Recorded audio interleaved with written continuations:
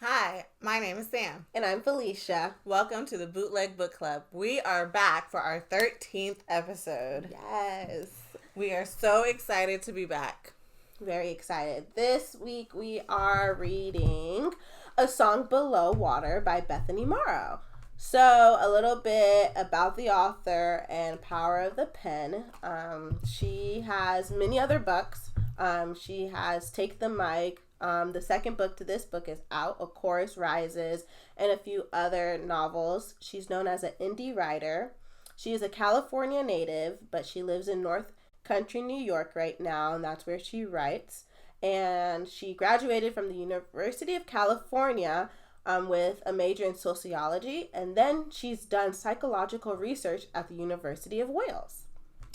Something else that I thought was interesting about this author, she actually wrote a Black rendition of Little Women, which I think kind of became popular when the Little Women movie was remade, and I think there was just a resurgence around literature related to Little Women. Yeah, so her genres are across the board. Historical fiction, this is fantasy. So I really like the variety that is under her belt here. I agree. So getting into the book look, the cover is definitely eye-catching and definitely beautiful. Very. And part of why we actually chose this book was because for October, we were thinking of Halloween, fantastical themes, and we're both kind of scaredy cats, so we didn't want to read anything that was going to be horror. Right. But we thought this would be a good, just fun choice for Halloween, basically. Yes. And then very much so, this is Black Girl Magic, I think, from the cover, the essence, and then at the center of the story, two young girls. So I love the colors. It's vibrant. The natural black hair here. So even the little gold pieces. Very nice touch here that I love. Yeah. So do you want to go into a summary about what the book was actually about? Yes. So the book is about two best friends who call each other sisters. And they are pretty much going through life as mythical creatures. There's one character, she is a siren, but she needs to keep it secret in this world. Sirens are well known in this world, but they kind of have a bad reputation. And the other friend, she kind of doesn't know her identity yet. She has these, clues or symptoms of I must be something magical, but I don't know who I am. She has special abilities, she can swim really fast. She can hold her breath underwater for a really long time. But exactly what she is unclear. Yes. So while they're trying to figure out their identities in that way together, at the backdrop of the book is pretty much a siren murder trial. And it has more serious undertones connected to racial justice, I would say. I agree. Towards the overall message of the book. Right. I completely agree. So thanks for setting that up for us. Yes. So let's get into the bookmark, where we talk about our favorite and least favorite parts of the books, and specifically share quotes that we found interesting, or that resonated with us. Okay. So for me, I definitely appreciated every moment of the sisterhood between the two main characters, Tavia and Effie.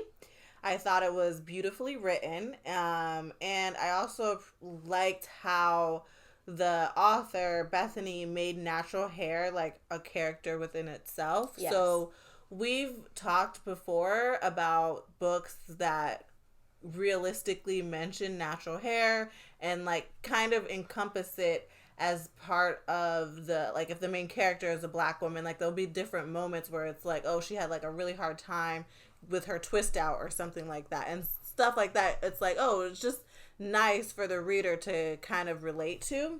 But I think here it was elevated. Natural hair seemed to be a character within itself. It was used to express when Effie was feeling shy, like for example how she might have worn her twist, versus to show strength at times, or reverence for someone, like in the way they might wrap their hair.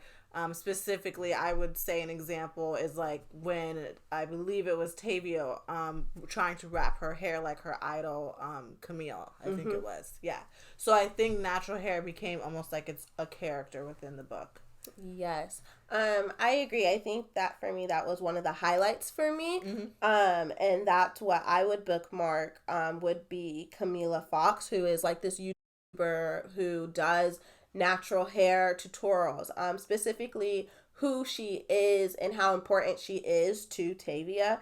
My quote comes from the beginning of the book, and she's really introducing, saying, "When I can't deal with real life, I escape into her virtual space where everything is perfectly lit, perfectly coiffed, and perfectly accompanied by neo-soul music. I never hear anywhere but natural hair videos and the beauty supply shop."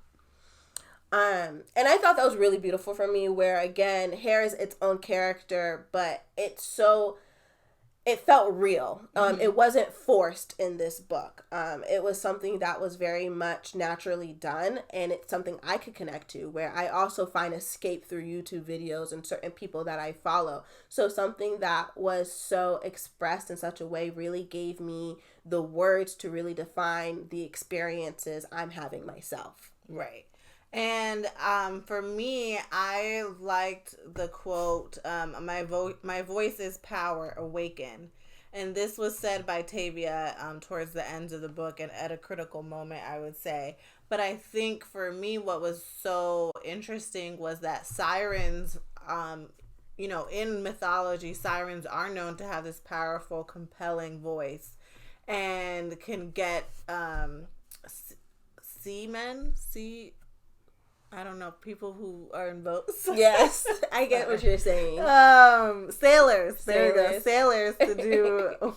I couldn't think of the word, but I knew what you were talking about. To like crash their boats or whatever. But in this instance, like in this world, typically sirens are Black women, and I think Black women's voice is there are many instances where in our reality, Black women's voice is not always listened to. It's not always considered. It's sometimes like just on the lowest of the totem pole. And I found it interesting that in this novel, like, yes, we understand siren voices to be powerful, but it is turned into a negative in this book, in the sense that, yes, Black women or sirens' voices are powerful, but so powerful that we need to take it away from you. So I found that, Black women's voice, whether in this mythical world or in our reality, like it's still being crushed in a sense.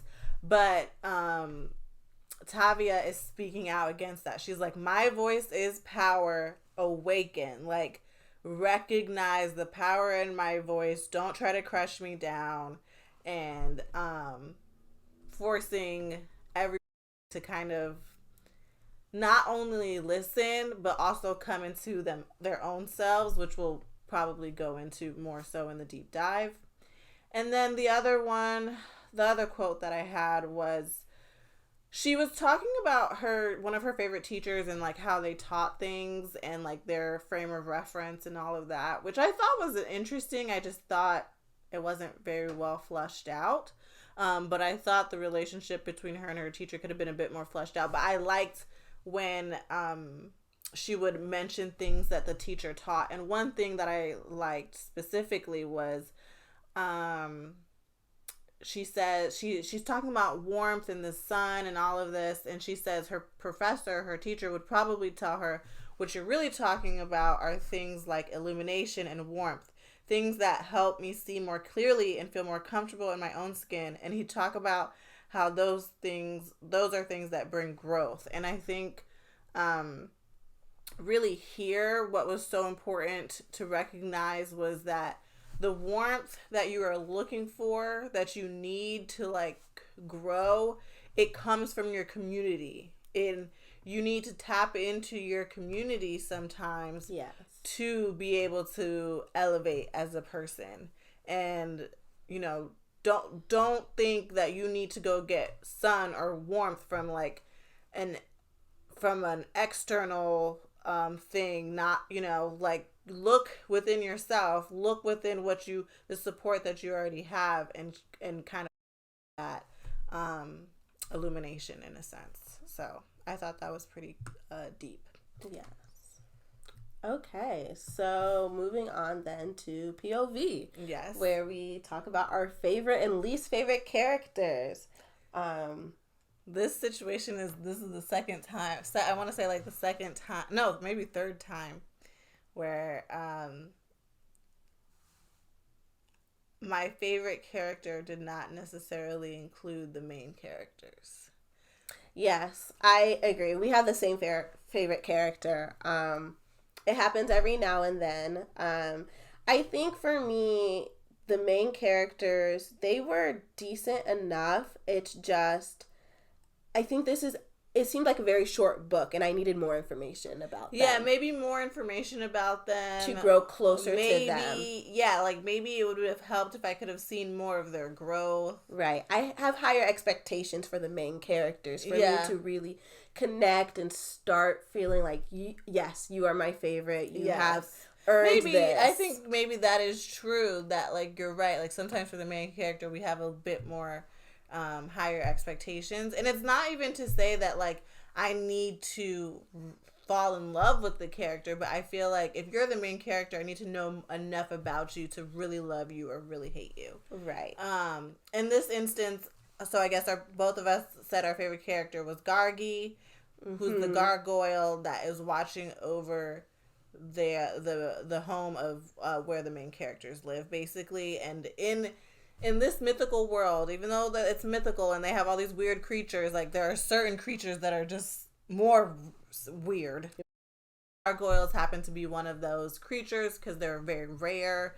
They're considered to be made, not born. And for some reason, you know, the book is set in Portland, mythical Portland, but basically they have not had a gargoyle in years and years, but they happen to have one protecting their home. And I just thought he was a really interesting character. And I've also been finding that I think I just like gargoyles in general. Okay. There's another fantasy book that I've been reading. It's a series. It is like Twilight on steroids. But it's definitely a very teenager-ish, and the dialogue in that book is very teenager-ish, but I appreciate the character of the gargoyle in the same way that I appreciate the gargoyle character in this, and that they are strength, they are protectors, they are revered. And I think it's a type of mythical character I kind of would want to see in more paranormal, like, fantasy books, probably. Yes.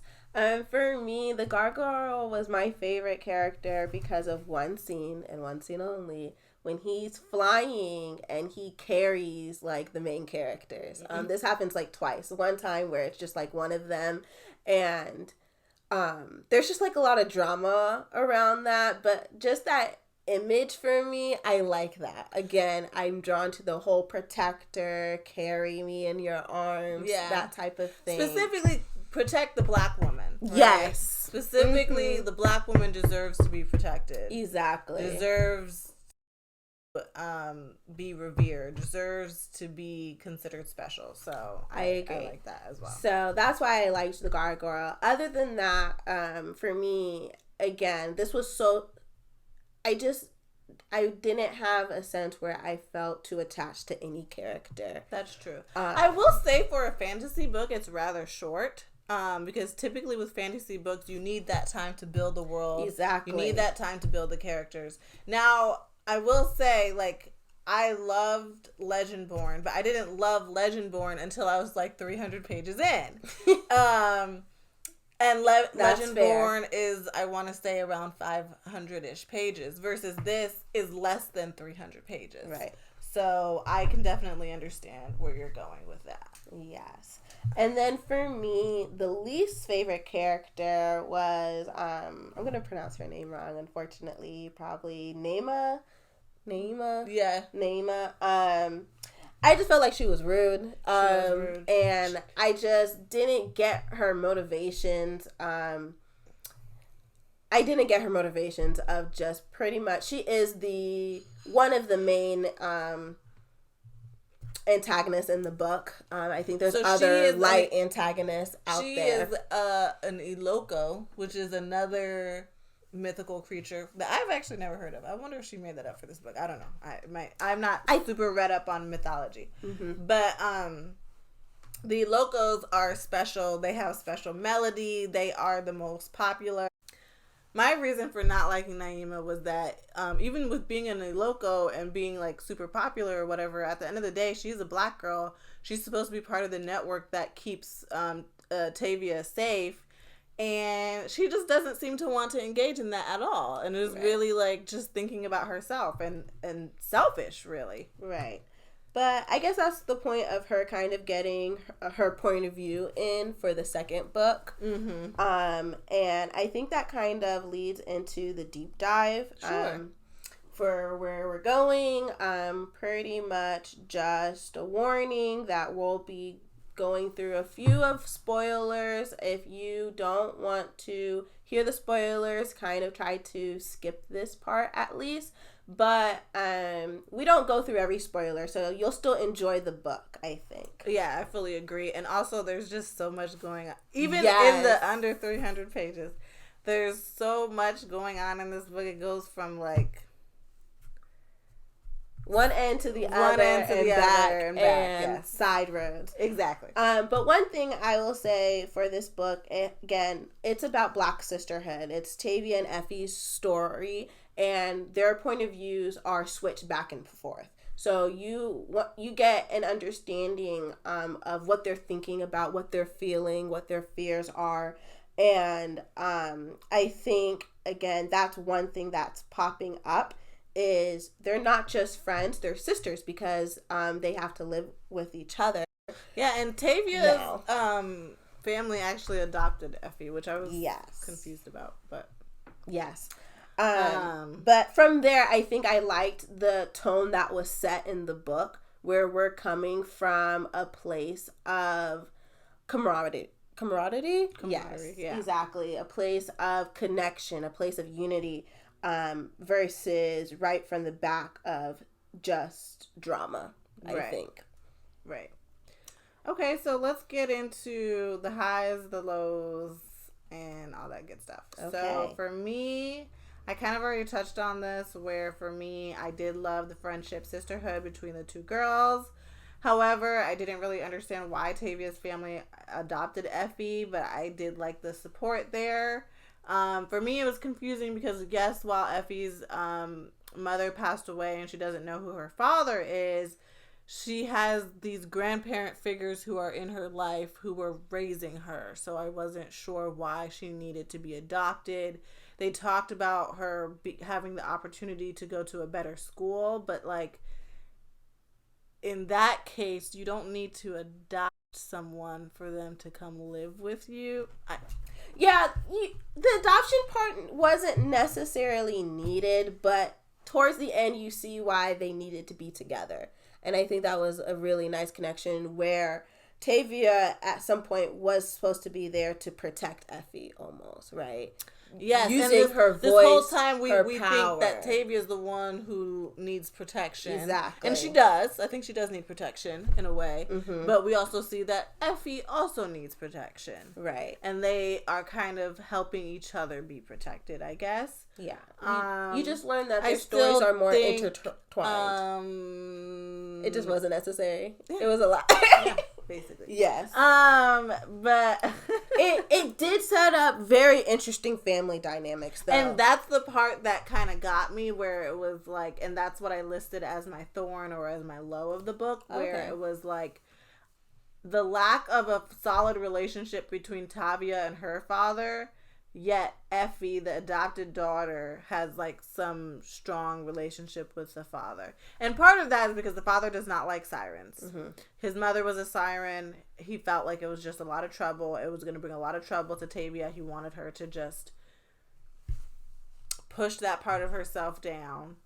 But I don't know, it just made everything weird for me. Right. Like the dynamic family. And it was just hard to read because you could tell like that was very heartbreaking for Tavia. Yes. Tavia. Yeah. Yeah. I also think the father, I mean, at the end of the day, I'm not a parent, but I think he was doing a lot. He was doing the most of trying to control Tavia's voice. He came from a sense like this is protection, but really you could see that the watching the over criticizing of silencing her to protect her was causing more harm than help. Yeah. Because there comes to a part when, again, this is about, they realize that there's a murder trial going on because this girl's boyfriend kills her, but she was a siren. So they were pretty much saying, like, this is fine. So he was saying it was justified. She was a siren. So the dad is like, if you wrote anything about that, if you're following anybody who's about this trial, you need to kind of disengage from it immediately. And I think that was a lot of forced drama, I think, almost also, that just wasn't needed versus just being there as like, you know, we could talk about this internally. How do you feel? How is this making you feel? Let's be realistic about these feelings. And that's how I felt about the relationships all throughout the book, of really like nobody's actually trying to talk, which it seemed maybe drama for the book. A lot of secrets were being kept. Yes, a lot of secrets were being kept. I think for me, what was a low and a high mixture was the magic system. Just because, again, that was something else that was just, there was a lot of elements to it. It was very confusing. And it was very confusing in only 300 pages. And so, and just like we said, it goes very quickly, but there's a lot happening within these less than 300 pages. But you never get a chance to fully understand the world, which I don't think you can world build and flush out a story and characters and all of that in the amount of pages we were given, basically. Yes, and that was also just this understanding of like, do people know about magic? Because sirens are a secret, but they do know about magic. It was and what's real and what's fake. Yes. Because there was this whole thing with the Renaissance fair. Yes. And I was like, so are mermaids real or not? Yes. But I will say what I did like about I'm not done. No, I'm not done.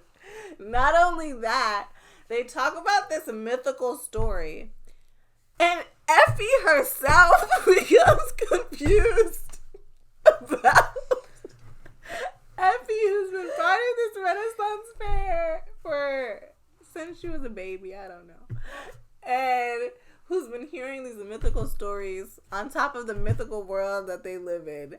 And she herself becomes confused, like, what is going on? Are these mythical stories real? Am I the mythical person in the mythical story? It was so much. It was so much. And she's like, did I do this? Did I not? It was it was so much confusion, which I think, again, like, build out the world a little bit better. And I think it would have been better understood. Yes. But, yeah. I will say what I liked about the magic was, of course, the connection to realistically what Black women go through. Yeah. This idea that we are magical creatures. As a siren, we have a voice. You kind of mentioned it. Sometimes people want to control that voice, you know, because out of fear. Right. I really liked the element that sirens, yet people fear sirens for having this one type of song that they know of that kind of drive sailors. I can't speak right now. To crash, but Tavia really talks about there's other kinds of songs, right? Yes. There is a song to awaken. There's their songs probably to inspire. Like, their voice is more than what people fear. Yeah. So I really liked that connection and this idea about social justice that was interwoven. So yeah, that's what I valued, I guess, within the magical system. The interweaving of the social justice, I would use interweaving very lightly. Okay. I felt at times like, do you want this to be a fantasy novel or do you want this to be the hate you give? Like, it was very much like, do you want this to be a story about Black violence that happens, violence specifically that happens against Black women, or do you want this to be a fantasy book? And I just, the focus to me was a little bit off. I don't know that it needed. I think you could definitely touch on those elements and try to like show how they like play into the larger theme of everything. Right, how they impact it. How they impact each other maybe, but I just... As a fantasy novel, one has to be the major plot line. Yeah. But this was going a bit too far, which I guess goes more into the writing wish. So, are there any other writing wishes that you have? No, that was my writing wish. Writing wish. Choose, like, maybe try to figure out what you want this book to be. Do you want it to be a fantasy novel? Yes. Or do you want it to be a racial justice Black women novel? Right. Like, that was it for me. Yeah, basically. That's fair. I think for me, one thing I think would have helped, I actually, for this novel, I did not like the 2 points of views. Really? I would have preferred one point of view only I focus like on. Back and forth sometimes. Like, I feel like having just one can get boring sometimes. I like back and forth sometimes. I like multiple point of views sometimes. Mm-hmm. For me, for this novel, I don't think it was needed. I think that added to the twists and turns and really like, whose head am I in? What's going on? What is real? What is not? I think if we focused on one girl at the time, I think it would help really for me to dive in to even say, oh, I really do like this character or not. I think for me, also, again, to slow down. There were so many twists and turns. We've talked about this a little bit. Because I think there was a certain point after reading like the first 100 pages, I think the first 100 pages were pretty slow. After that, it was like plot twist after plot twist because it was like, I had a boyfriend. I don't have a boyfriend anymore because he ghosted me. His dad arrests me. Oh my gosh, yes. And it's just like boom, boom, boom. This is something I wanted to bring up and I forgot to bring up was, why do the locals get to be the popular ones, but they're cannibal? Their backstory is that they might be cannibalists, cannibals, but they are not evil. They're great. But sirens, they're not even saying sirens are cannibals. They saying they might be able to compel people, but they are worse. Like, this was so much. Yeah, I think that was just a lot for me. So again, that's where it's just like, I need one storyline, and it really led to so many questions, right? Like we are still left with a lot of questions. Which, so to your point about focusing on one voice, maybe it could be a series where each is a series, but like instead of a back and forth situation, one book for each person. Because I think this could have been Tavia's book, and then Effie's book could be about what it's like to be a serpent. Right. I think. Yes. Right? Yes. And trying to go back and forth between those worlds. Exactly. I think so too. There was a lot. Yeah, there was a lot. So I can see your point. I forgot about that whole thing. I wanted to mention that storyline because it bothered me for the longest. And I think, of course, that Tavia deserved better. I will say that towards the end. Yeah, I agree. Also, I had a note in my book where I was like, "Grandma, reveal yourself. You're doing too much. Like, reveal yourself. Like, it was too." Like, you're cloaked in too much secrecy. Like, you can clearly help her. So help her. Exactly. I think that's all I have for this book. It was short but impactful. I would agree with that. And I would also say that we kind of disagree on, like, to read the second book or not to read the second book. Oh, yes. I would read the second book simply because I'm like, maybe she will answer all the questions that I have in my mind. Yeah, this was enough for me. I usually am a fan of fantasy, but it was opening Pandora's box, and I'm fine with it just leaving it over there now. I hear you. Well, overall, like you said, I think it was impactful, and I think you'll be able to get a sense of what the book was like and maybe make a decision for yourself if you would like to move forward with reading it. Or if you have already read it, please go ahead and leave a comment on your thoughts. Do you agree with us, disagree with us? And make sure you check out our blog and our Instagram for our rating and a written full review. Thanks so much for watching. We really appreciate it, and thanks for coming back. Thank you. All right, have a great one. Bye. Bye.